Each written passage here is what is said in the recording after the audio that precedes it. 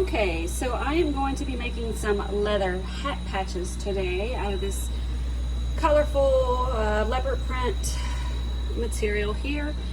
So I have my material placed down on my bed with my flat magnets covered in tape so they're easier to pick up and remove from the bed of the laser. This is an Aeon Nova 100 watt machine.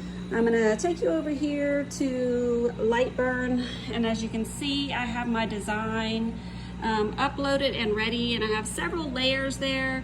I have my blue, my black, and my red, and I have my settings set already. So I have the blue set to 300 at 30 because it's a little bit finer, detailed print, as you can see, so I want it to kind of go a little bit slower so it really marks it well. And then I have the black at 350 and 25. I think I might actually just go ahead and bump that up to 400 because it's a lot thicker, it just feels a little easier. And then so because I'm upgrading my speed, I want to also up my power. I ran a job previously with this material, so I'm kind of know what I need there.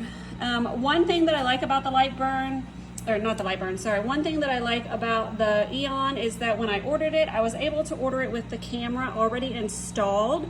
I previously had an OM tech and had to install it myself. So for me, when I ordered this, it was well worth having them install the camera because they did all the wiring and were able to hide it, and I didn't have to worry with it.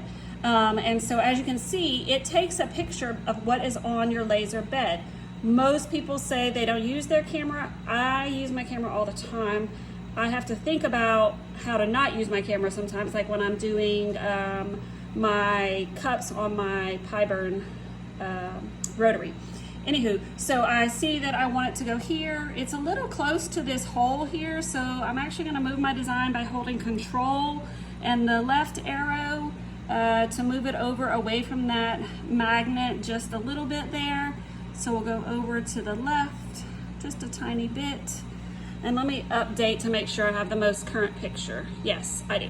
Okay, so it's away from that magnet and it is ready to go. Now I'm going to turn off my cut layer because I don't want it to cut right now. I only want it to do the engraving. I like to do my engraving without my air on. So on the Nova, you might be able to hear the air in the background. I'm gonna come over here on the side, and I'm just gonna turn my air pretty much all the way down and then turn it back up just a tiny bit so it comes out. And then I'll go ahead and close it and run it, and I'll be back with you shortly.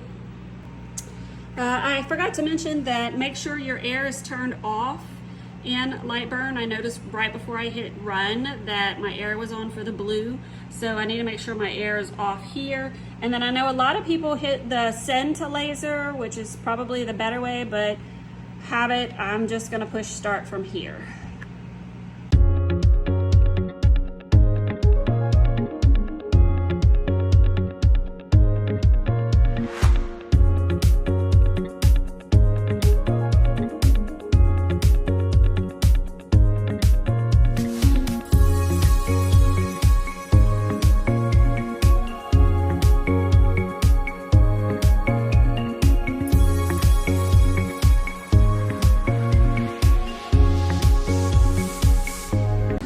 Okay, so that job took 7 minutes and 44 seconds. However, once I hit go, I realized that I did not group my items together. So if I would have grouped them, it would have cut quite a bit of time off.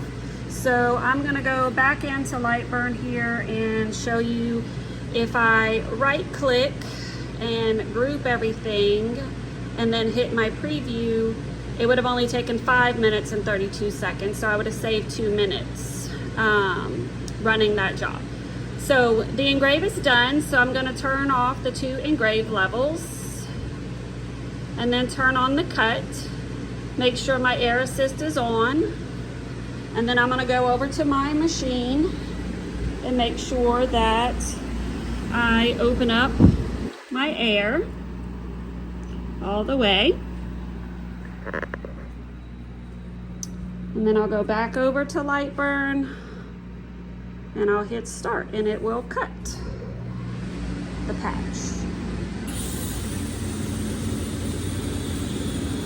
Cutting is obviously way quicker than engraving.